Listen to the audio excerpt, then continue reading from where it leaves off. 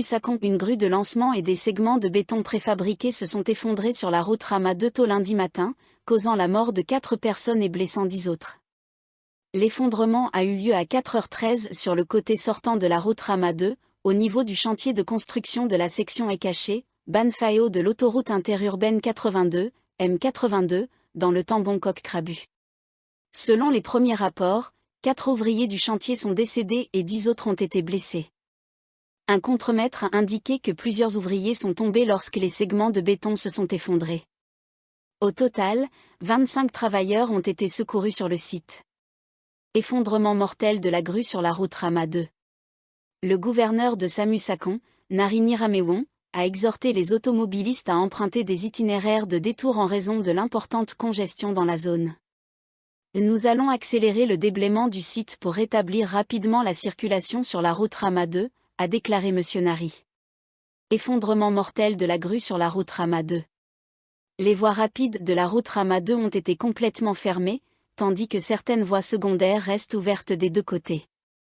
La police autoroutière a conseillé aux automobilistes d'utiliser les routes Fekazem et Boromarat-Shashonani comme alternative. 3 grues mobiles ont été envoyées sur le site pour retirer les débris, leur arrivée étant prévue à 13h. Effondrement mortel de la grue sur la route Rama 2. La route Rama 2 est l'axe principal et le plus direct reliant Bangkok à la région sud, y compris la station balnéaire de Hua dans la province de Prachuap-Khiri Khan. Les responsables gouvernementaux s'accordent à dire que la congestion sur Rama 2 nuit au tourisme, car les vacanciers locaux et étrangers préfèrent d'autres destinations pour éviter les embouteillages. La construction d'une voie rapide au-dessus de cette route, de Bangkok à Sakon, vise à réduire le temps de trajet, mais les retards dans les travaux, les accidents fréquents et les fermetures de routes ont entraîné encore plus de congestion, en particulier les week-ends et lors des jours fériés prolongés. Certains accidents sur le chantier ont entraîné des décès. L'un d'eux a eu lieu le 18 janvier, lorsqu'une élingue s'est rompue, tuant un ouvrier et provoquant la chute de la nacelle de la grue. En mai de l'année dernière, un ouvrier a été tué par une dalle de béton tombée. La sécurité alimentaire, la sécurité énergétique, l'économie verte et la connectivité numérique ont figuré parmi les sujets abordés jeudi par la première ministre thaïlandaise Paetongtarn Shinawatra et son homologue singapourien, Lawrence Wong. Le Premier ministre de Singapour a effectué sa première visite officielle en Thaïlande jeudi, après sa prise de fonction en mai. M. Wong est le premier chef de gouvernement étranger reçu par Mme Paetongtarn dans le royaume. Cette visite revêt une grande importance pour les deux pays, qui célébreront l'année prochaine 60 ans de relations diplomatiques. La Thaïlande a été l'un des premiers pays à reconnaître l'indépendance de Singapour le 9 août 1965. À son arrivée à la maison du gouvernement, M. Wong a été accueilli par Mme Paetongtarn, et ils ont assisté à la signature d'un protocole d'accord sur les bourses d'études supérieures pour les fonctionnaires thaïlandais. Lors d'une conférence de presse conjointe, Mme Paetongtarn a salué cette étape marquante des 60 ans. Cette visite offre une opportunité pour les deux parties d'améliorer davantage leurs relations et de planifier une coopération future, a-t-elle déclaré, ajoutant que les deux pays s'attendent à davantage d'échanges de visites de haut niveau l'année prochaine. Mme Paetongtarn a indiqué que la Thaïlande espérait également accueillir le président de Singapour l'année prochaine et qu'elle prévoyait de se rendre officiellement à Singapour pour faire le suivi des discussions avec M. Wong. Le porte-parole du gouvernement, Jirayu Wongsup, a résumé la conférence de presse conjointe, affirmant que leurs discussions avaient porté sur la sécurité alimentaire et énergétique, l'économie verte, la connectivité numérique, les investissements futurs et bien plus encore. La Thaïlande s'est dite prête à aider Singapour à renforcer sa sécurité alimentaire en exportant du riz de qualité supérieure et des œufs biologiques, a déclaré le porte-parole, ajoutant que les dirigeants avaient également discuté du développement des ressources humaines et des échanges éducatifs pour renforcer les compétences des travailleurs respectifs. Les deux pays espèrent également que la consultation informelle prolongée prévue à Bangkok le mois prochain contribuera à résoudre la crise en Birmanie, a déclaré M. Jirayu. M. Wong a déclaré que Singapour et la Thaïlande étaient des amis de longue date. Nous avons des liens commerciaux et d'investissement très solides, et nos établissements de défense bénéficient également d'une coopération étroite et de longue date. Singapour, en particulier, remercie la Thaïlande pour son soutien de longue date à la formation des SAF Forces armées de Singapour en Thaïlande, a-t-il déclaré.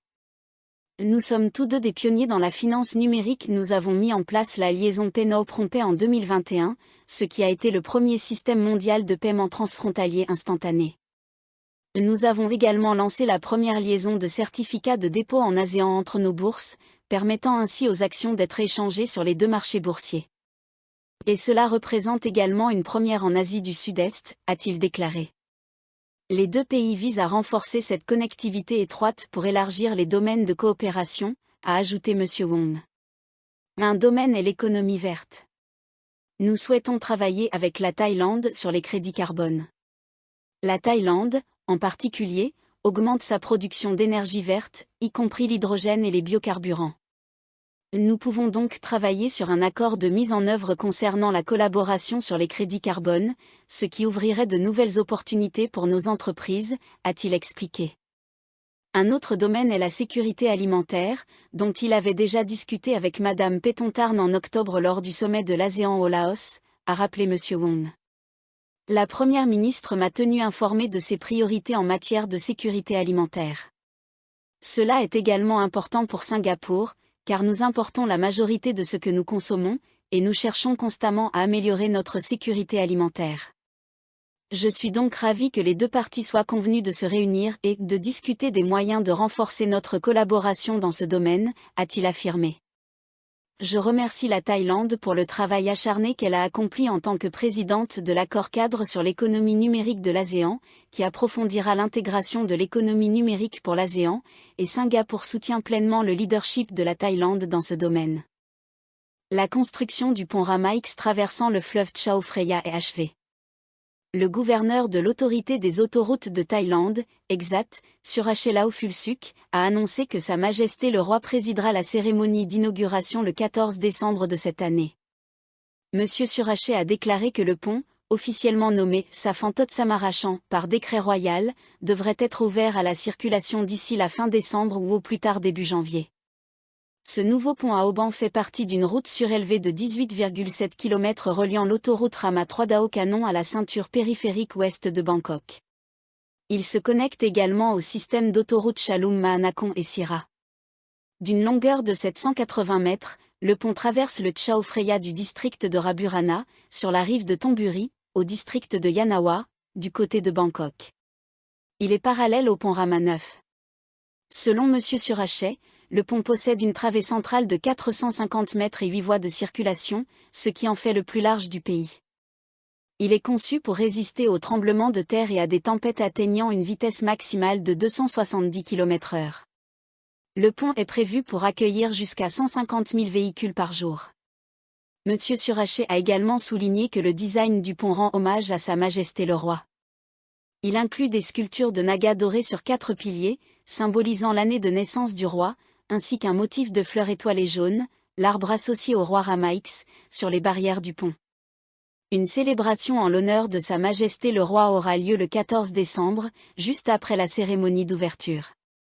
Le gouverneur d'Exat a précisé que le pont est ouvert aux piétons pour la promenade et les visites depuis le début de l'année. Cependant, il n'était pas accessible aux véhicules car la construction des rampes d'accès n'était pas encore terminée. Après l'ouverture du pont Rama X, le pont Rama 9 sera fermé pendant 1 an pour des travaux de maintenance. Ce sera la première restauration majeure de ce pont en près de 40 ans, a-t-il ajouté. L'ancien Premier ministre Thaksin Shinawatra apportera son soutien au candidat du parti Pheu Thai lors des élections pour la présidence des organisations administratives provinciales, PAO, dans les provinces du Bon Ratchathani, Chiang Mai et Sisaket, après la victoire du parti au pouvoir à Udon Thani, a indiqué une source. Thaksin doit se rendre dans la province du Bon Ratchathani le 11 décembre, premier jour des dépôts de candidature, et rencontrer les principaux partisans locaux du parti au domicile de Worasit Kaltinan, député de Pheu Thai. Selon la source, l'ancien Premier ministre ne prévoit pas encore de promouvoir officiellement Kham Kaltinan, ancien président de la PAO et candidat potentiel de Pheu Thai, lors de cette visite. Plus tôt, Thaksin avait déjà soutenu Sarawit Phechpanongporn, candidat de Pheu Thai, dans sa campagne à Udon Thani les 13 et 14 novembre, où il s'était adressé à environ 5000 personnes lors d'un rassemblement le 14 novembre.